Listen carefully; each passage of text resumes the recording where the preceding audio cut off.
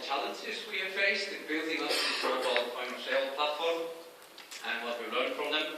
But before I do that, I would really like to use the opportunity to ask you a question. A rare opportunity to be in front of so many payment experts, and I really would like to know your opinion on this.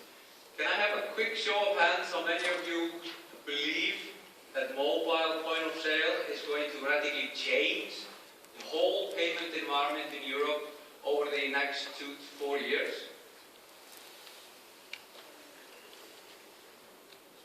This is more than half, I guess. This is maybe 60%. That's then more than I expected. So exciting times ahead, obviously. I set up Handpoint 14 years ago. I first set up an internet company in 1997. Successfully sold it in 1999, just before the bubble bursted, and I thought I was the master of the universe. That I could just touch anything and turn it into gold. So I was looking for the next big opportunity, and I convinced a couple of my classmates that mobile was coming. It was going to be so big. And we had money in our pocket, so we set up Handpoint to do software for smartphones. Well, that was a good idea, but there were no smartphones. And we had to wait 8 years to see a smartphone, a proper one. But there were some Palm OS, Windows CE, handheld terminals coming to market, so we started to work on those. And we completed our first mobile point of sale solution in 2003, which we sold to Baltic and Vignette, the airline industry, because that's where mobile POS comes from. They've been using it for decades. We thought that this technology wasn't just for airlines, it was for all retail. We would mobilize retail, we take it to the ground. So I went to the UK to partner up with some retail specialists, and there was a lot of enthusiasm about this, and we partnered with Winco and Nixstor, and the metrics were that everyone thought this would sort of replace about 20% of all the checkout systems in the industry to mobile POS. But there was something brewing. Chip&pin was coming. This is 2004. So chip&pin is coming to the UK 1st of January 2005. But we weren't going to let that stop us on our way to glory, so we said that we'll just add this fish and chip thing to the solution, and we'll do it at our cost. Well, that wasn't so clever, because it turned out to be a 2-year project. There was no hardware available, there was no software, no anything. We had IBM and a couple of other players with us in this, and this is what we ended up with, this brick over here. It was the HP iPad on this side, glued together with a Dion payments terminal. So you do your mobile POS, there's a scanner here, and you can hand it to the customer. And if you wouldn't drop it, you would maybe manage to enter his PIN. It was rubbish, but it worked. It was the world's first. We installed it at Old Trafford for Manchester United to enable them to sell merchandise in their corporate boxes. Now, having we completed the solution, there were also more industrial devices coming to market that enabled us to do mobile POS and chip&pin. And now we finally have the solution for the retailers. So we showed it to them, and they absolutely loved it. They wanted it yesterday. The only thing we had to do is that we had to trial it in one store first. And we had to make sure that the sort of customer experience on the mobile would be the same as on the PC checkouts. Fine, makes sense. But in technical terms, that actually meant that we had to integrate the promotion system, loyalty system, inventory system, gift card system, and ERP system. And to install 2 terminals in one store costed £50,000. Now that was a bit too steep for them when they hadn't tested out the technology.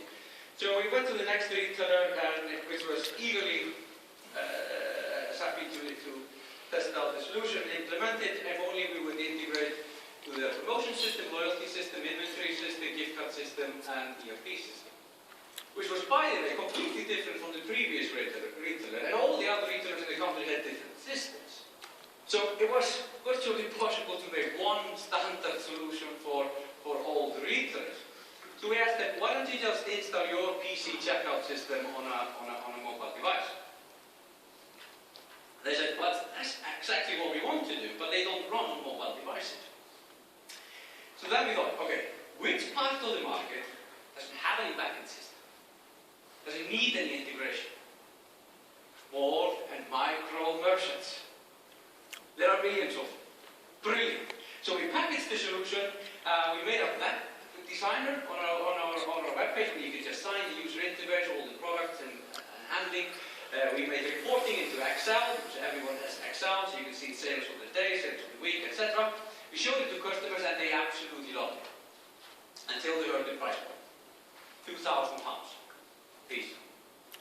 Why? Well, the terminal alone was £1,500 from the manufacturer. It had to be sold through traditional chain of resellers and distributors. It all had to take a margin. And then there was some professional guy needed to install the damn software on the device, because the merchant wouldn't know how to. So even if we would give our software away for free, it was a non-starter. Fortunately for us, at this same time, our competitors in the airline industry started approaching us, asking for help with this chip-and-pin thing, which proved to be a bit complicated. So we changed our mobile POS into a software development kit to enable them to do mobile EMV for their solutions. So yeah, we think of this market as three different segments: the SMBs, the enterprise, and small and micro. For all of these markets. So we did software development kit so they can do mobile EMV on their platform. And that's what kept us in business. That's how we enabled many of the major European airlines, BA, Air France, Ryanair, to do chip-and-pin on board. But we didn't just do it for airlines, we did it for various other partners to do various kinds of mobile POS on the ground, and even in some of the stores. But then, finally, the smartphones arrived. And even tablets, which we didn't foresee. And so it was natural for us to then add Android and iOS software development kits for our partners. And in the midst of doing this, a bank approached us and asked us for help with this small and micro merchant thing, because there was this company in the US was kind of having a lot of success in going after that market.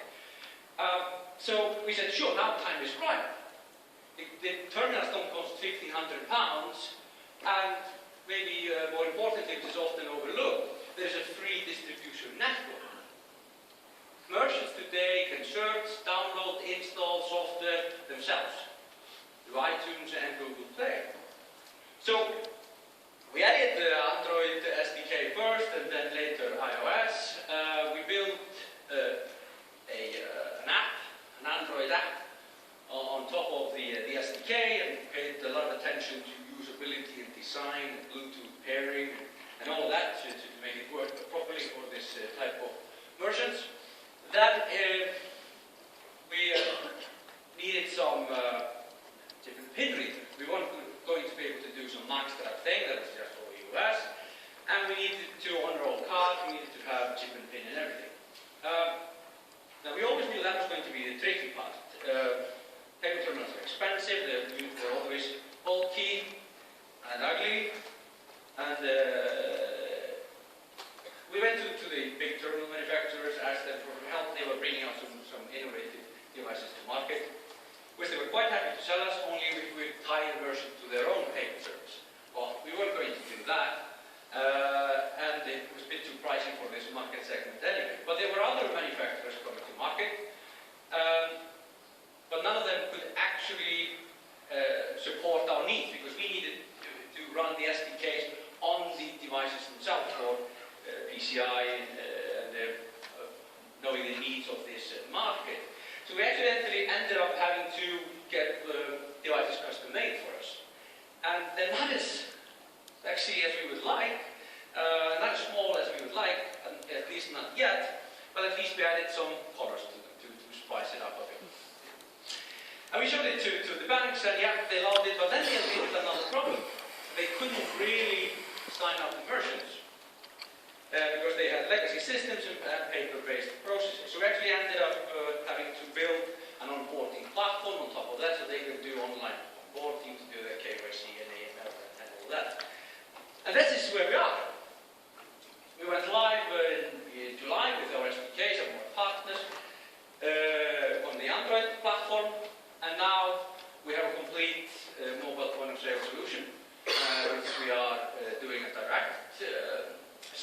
in partnership with a couple of acquirers in Iceland and the United Kingdom. And we're working with partners also elsewhere in Europe and outside of Europe with this complete solution. And in the SMB space, we're doing a lot of exciting stuff. And this is often overlooked. In the US, there are maybe now up to 200,000 smartphones and tablets being installed in a mobile POS environment for the SMB and enterprise space.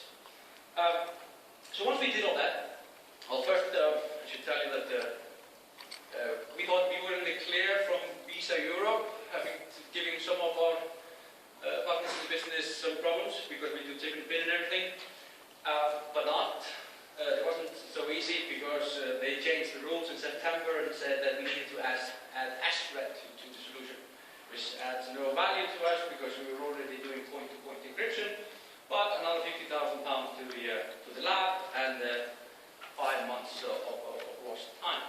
But over the course of the last 12 to 18 months, I've been having a lot of discussions with acquirers in Europe and other partners in the value chain about this small and micro merchant market. And I've been saying to them, here's your platform, we can bring it all to you, you can go to market, but realize that this small and micro merchant market is perhaps a little bit overhyped. But with the platform, you can go with the SMB and enterprise space. Now that is far from overhyped. But there wasn't really much pickup. Of all the conversations I've had, there was only one partner that picked up on this. And that was a US partner. They said, we're not really interested in this micro merchant market. We just want to keep our current customers in the SMB and enterprise space. You see, they weren't trying to make the cake any bigger. They were trying to prevent someone else from eating their cake. And should they be worried? Well, look at the mPOS players in the US. They are now bringing iPad, tablet apps in the stores, going into the SMB space. Well, we know from that space that's not going to be very easy to go to all the integrations through those backend systems. But it's a consideration. I think that in product development in general, it's about appreciation of barriers. It's about appreciating the different needs. So there's not going to be one iPad solution that fits all the SMB market. And I think that same will eventually apply to the small and micro merchant market. All the apps are pretty much the same today. Today they do what it says on the tin. But a few years' time will probably be longer apps, taxi apps, carpenter apps. It'll be different. I think that to compare to something, I think the small and micro merchant market today is maybe where coffee shops were 10 years ago. When you can go into a coffee shop and say, I'll have a coffee. Try going into Starbucks today and ask for a coffee. What do you mean? You want an espresso, or latte, or macro frappuccino?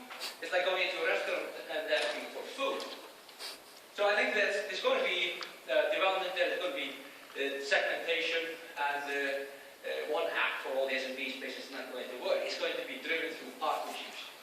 And but talking about Starbucks, there's another interesting thing happening in the US.